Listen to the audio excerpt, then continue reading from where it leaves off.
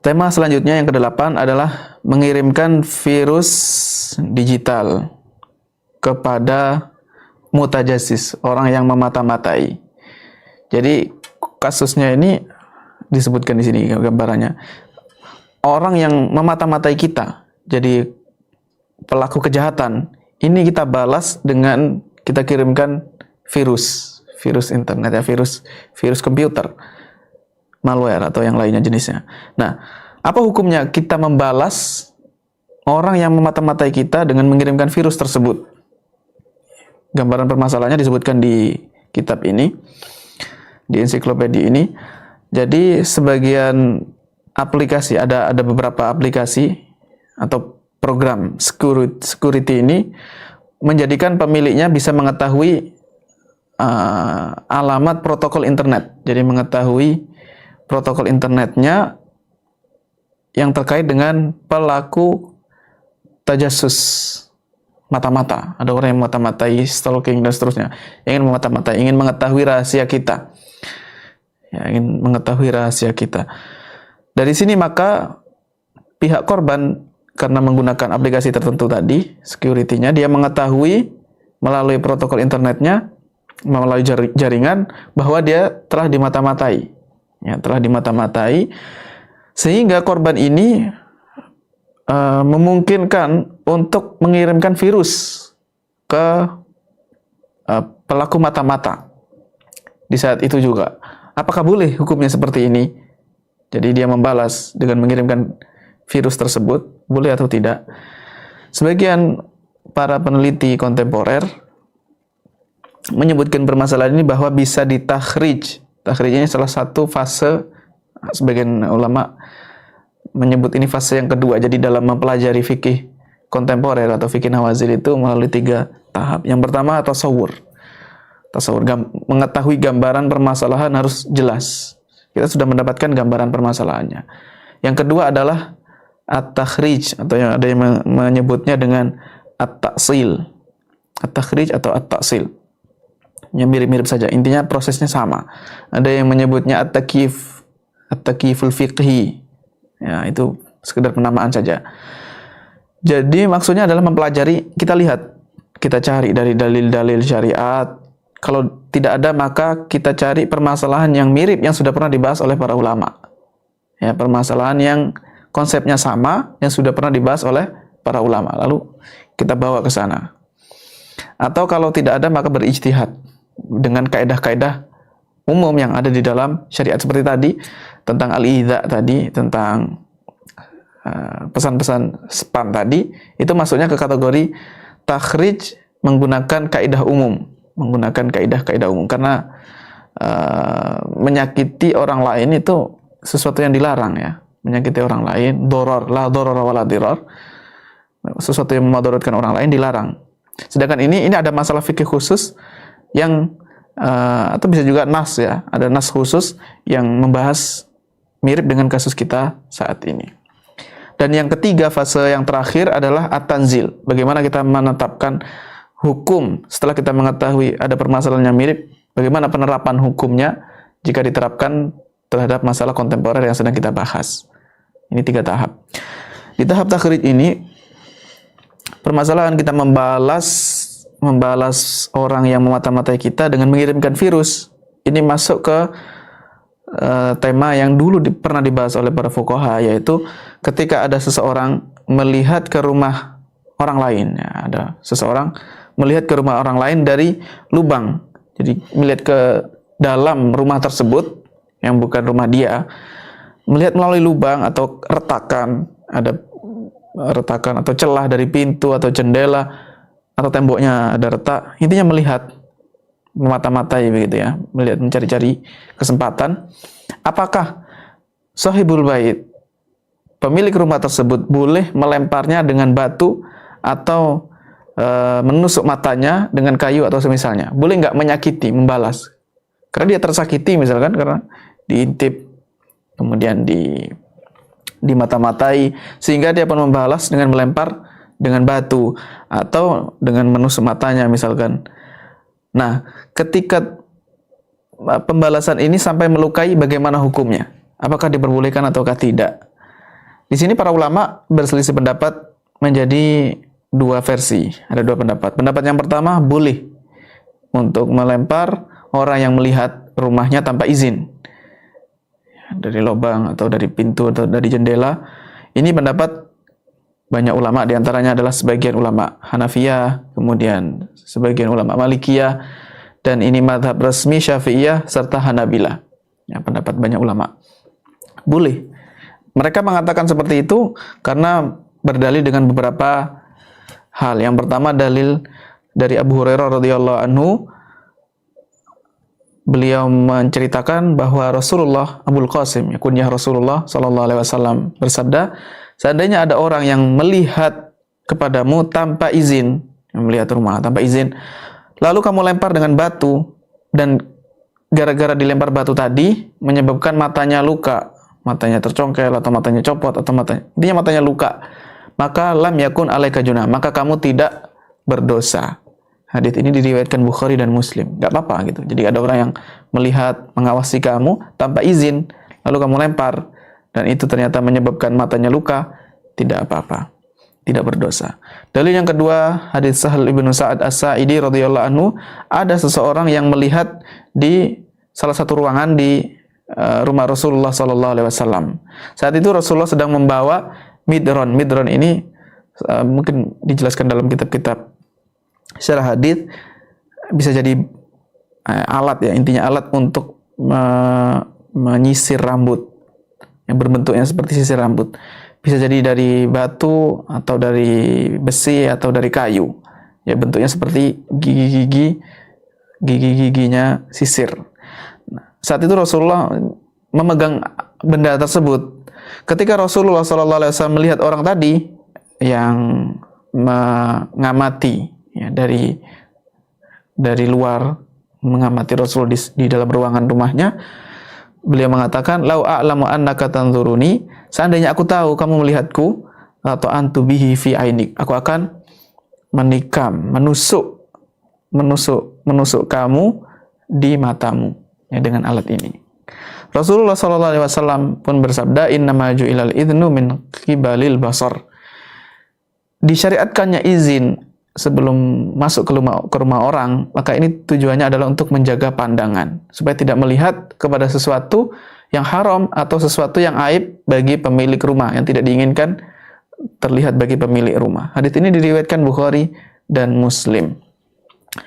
Makanya salah satunya juga termasuk dilarang adab-adab ketika berkunjung ke rumah orang adalah ketika kita mengetuk pintu rumah, itu kita tidak menghadap ke dalam ya, tapi berdirinya itu tidak menghadap ke pintu tetapi menyamping atau membelakangi, supaya bisa jadi karena terbuka ya, belum siap membukakan pintu, kemudian ada sesuatu yang tidak diinginkan, ada sesuatu yang haram dilihat dari situ, maka adabnya adalah tidak mengamati ya, melihat terus ke dalam rumah-rumah, apalagi sampai menoleh-noleh, berusaha mencari-cari, melihat-lihat kondisi rumah orang lain.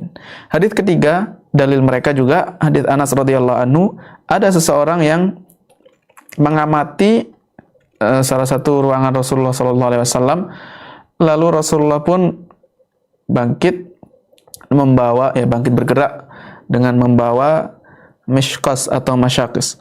Mishkas ini pisau lebar, naslun arid, pisau yang lebar, dan waja'ala yakhtiluhu lihat anahu. Yakhtiluhu itu berusaha untuk menyelinap, mendatangi orang tadi dengan cara yang tidak terdeteksi. Jadi melihat dengan cara bersembunyi-sembunyi, itu namanya yakhtiluhu, supaya nggak sadar gitu, orang yang melihat tadi nggak sadar, untuk lihat anahu, untuk melukainya ya, untuk menusukkan kepada orang tersebut. Hadits ini diriwayatkan Bukhari dan Muslim. Jadi kelihatannya memang melukai mata, mencolok mata misalkan begitu, itu buruk, tapi perbuatan ini bukan dilakukan semata-mata karena ingin menyakiti orang tersebut, enggak. Jadi alasannya adalah karena menjaga kehormatan pemilik rumah ya, supaya tidak terlihat sesuatu yang haram atau yang tidak diinginkan. Jadi menjaga privasi itu sangat penting dijaga di dalam Islam. Pendapat yang kedua, adalah tidak boleh untuk langsung melempar dengan sesuatu yang membuat luka matanya. Nggak boleh langsung. Seandainya ada yang melakukan itu, maka dia harus mengakukan ganti rugi, ad-dhaman awil qawad. Bisa jadi minta kisos, nggak apa-apa, tetap bisa dikisos. Ketika dia menusuk, misalkan rumahnya diintip, dilihat, tapi langsung dia melakukan penusukan, menusuk matanya atau melukai matanya, maka dia harus melakukan ganti rugi. Biaya pengobatannya dia harus menanggung. Ya, atau ada diatnya, diat mata. Ini adalah satu qaul, satu riwayat atau satu pendapat dalam mazhab Hanafiyah dan Malikiyah.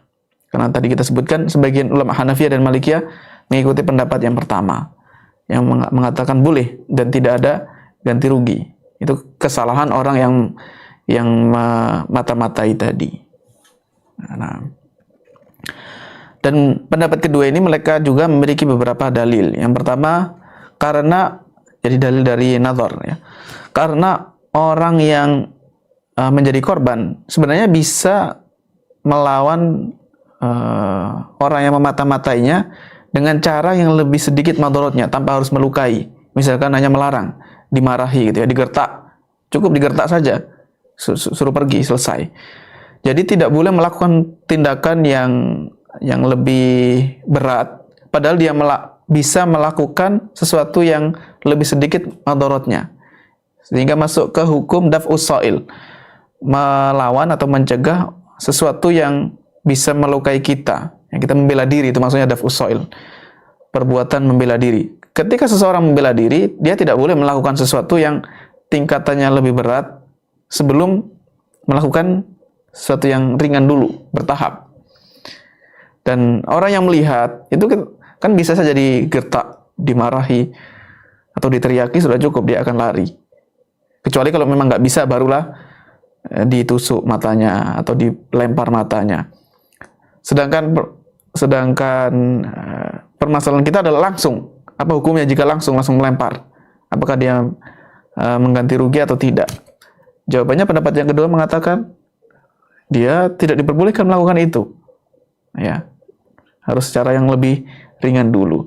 Dalil yang kedua, seandainya ada seseorang melihat aurat orang lain tanpa izinnya, ini kasus yang lain yang lebih berat. Itu saja tidak boleh dia menusuk matanya, mencongkel matanya atau melukai matanya.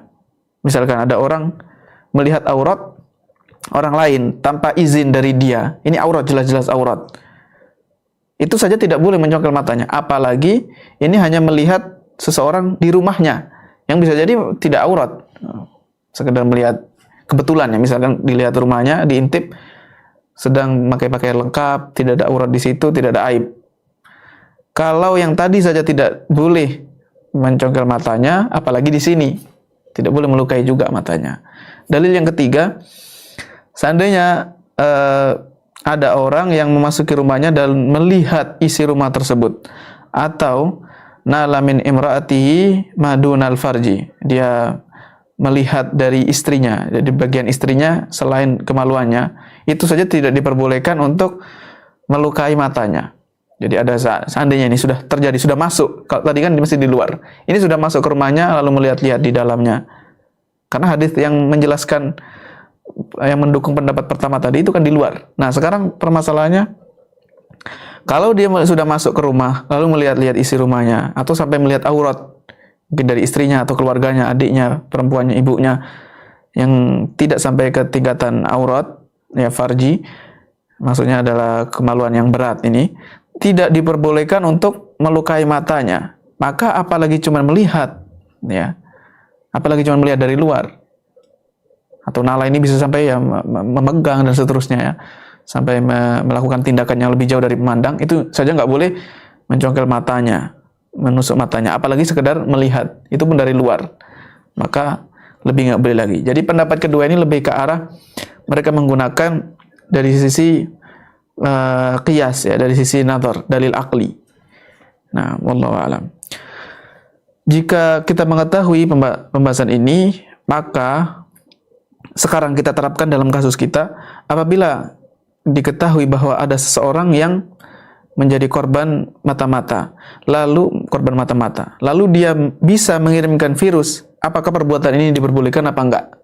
Maka hukum asalnya boleh melakukan ini. karena tajasus, memata-matai seseorang, ini menjadikan matanya ya tidak memiliki kehormatan lagi, yuhdirul ain, tidak memiliki kehormatan lagi, sehingga boleh dilukai, ya boleh disakiti matanya. Apa kalau ini dalam kasus mata-mata rumah tadi ya, maka apalagi dalam hal pencurian data, ya yuhdirul ain. Apalagi ini cuma data saja gitu, bukan melukai mata. Ketika mengirim virus kan nggak sampai luka matanya, tidak sampai tercongkel atau tertusuk matanya. Dia hanya menjadi rusak datanya. Kita kirimkan virus, komputernya rusak atau device-nya, HP-nya, tabletnya rusak, selesai, itu saja gitu. Atau programnya menjadi kacau, menjadi rusak. Itu saja, tidak sampai melukai fisiknya. Nah, maka lebih diperbolehkan lagi. Ini cara tanzilnya ya. Fase tahap tanzil ke masalah kontemporer ini. Lebih diperbolehkan karena kehormatan jiwa manusia yang masuk juga mata tadi, ini lebih besar kehormatannya dibandingkan sekedar kehormatan harta. Jika dalam kasus tajasus tadi yang disebutkan khilafnya itu yang dijadikan target adalah mata, perilaku kriminal, penjahatnya yang mata-matai, matanya saja boleh untuk dilukai, apalagi ini hanya harta, maka lebih ringan. Kemudian orang yang memata-matai ini, perbuatan ini termasuk perbuatan yang zalim, melampaui batas, yang menyakiti orang lain. Dari sini maka kehormatan alat yang dia gunakan, ya, device-nya, gadgetnya, alat elektroniknya menjadi hilang kehormatannya. Ya, dia sudah menjadikan hilang kehormatannya dengan cara dia menyakiti orang lain tersebut. Tetapi di dalam ensiklopedia ini disebutkan walaupun begitu, walaupun diperbolehkan, tetap sebaiknya kita perlu memperhatikan beberapa aturan syarat berikut. Ya, walaupun diperbolehkan secara hukum asal, tapi sebaiknya, alangkah baiknya jika diikuti aturan-aturan berikut. Yang pertama, mengirimkan virus ini ketika sedang dimata-matai, saat proses mata-mata tadi, bukan setelahnya. Jadi pas di mata-mata langsung, supaya lebih mirip dengan kasus yang disebutkan dalam hadis tadi. Ya, ketika ada orang lain yang sedang melihat rumah kita tanpa seizin kita dari celah, boleh kita untuk membalasnya dengan melempar sesuatu yang mengenai matanya. Nah, begitu juga ketika di mata-matai, kita mengirim virusnya saat proses tersebut, perbuatan tersebut. Syarat yang kedua, dipastikan oleh pengirim virus supaya virus tadi madaratnya tidak berpindah ke orang lain. Jadi hanya yang terkena target virus ini pelaku kejahatan saja. Jadi jangan sampai bentuknya virus yang mutawalid, yang bisa menyebar, beranak, yang bisa menyebar ke banyak orang. Kalau virusnya ini bisa menyebar, membahayakan lebih banyak target, maka tidak diperbolehkan. Kemudian syarat yang ketiga, dipastikan sudah ada perbuatan tajasus tadi, mata-mata tadi, ya, itu sudah benar-benar terjadi, bukan hanya sekedar asumsi saja atau persangkaan. Ya, sudah dipastikan ini memang benar-benar orang ini melakukan mata-mata terhadap aktivitas saya misalkan, baru dia boleh mengirimkan virus. Kemudian syarat yang keempat, dipastikan bahwa target yang akan dikirimi virus tadi menggunakan alat yang dia miliki, alat dia memang, bukan menggunakan device-nya orang lain. Misalkan bukan menggunakan PC-nya orang lain. Kalau dia menggunakan PC-nya orang lain, berarti sebenarnya kita tidak membalas keburukan pelaku kejahatan, tetapi orang lain. Maka harus dipastikan dulu bahwa dia menggunakan alatnya milik dia sendiri. Ya, seperti itu. Itu anjuran supaya lebih bagusnya lagi. Walaupun sebenarnya secara hukum asal boleh, nggak apa-apa dikirim virus. Wallahu a'lam bishawab. Rujukannya adalah Al-Iqtida Al-Elektroni, sama dengan kitab tadi, cuma halamannya beda. Kemudian Tabyinul Haqa'iq Syarh Kanzud Daqa'iq, ta'lif Utsman ibnu Ali Az-Zailai, As-Saghir Al-Hanafi ini seorang ulama Hanafi dari kitab Madzhab Malikiyah. Kemudian Mawahibul Jalil fi Syarhi Mukhtasar Khalil karya Muhammad ibn Muhammad Al-Maghribi yang terkenal dengan Al-Hattab Ar-Ru'aini. Ini yang menulis juga Mutammimah Al-Ajurumiyah. Ini menulisnya. Syarah Mukhtasar Khalil. Nama beliau Muhammad, bapak beliau juga Muhammad dari Maghrib ya, Maroko. Maroko kalau sekarang, tapi lebih luas lagi. Yang dikenal dengan Al-Hattab Ar-Ru'aini. Karena tadi membahas tentang mazhab fikih yang berkaitan dengan masalah yang mukharraj alaiha, yang ditakhrij. Kemudian dalam mazhab Syafi'i merujuk Al-Bayan fi Madzhabil Imam Syafi'i karya Syekh Yahya Al-Imrani Asy-Syafi'i rahimahullahu taala. Kemudian dalam mazhab Hambali merujuk ke kitab Al-Mughni, ini disebutkan juga halaman dan jilidnya. Al-Mughni karya Ibnu Qudamah Al-Maqdisi rahimahullahu taala jilid 9 halaman 186. Demikian pembahasan tersebut. Wallahu a'lam bishawab.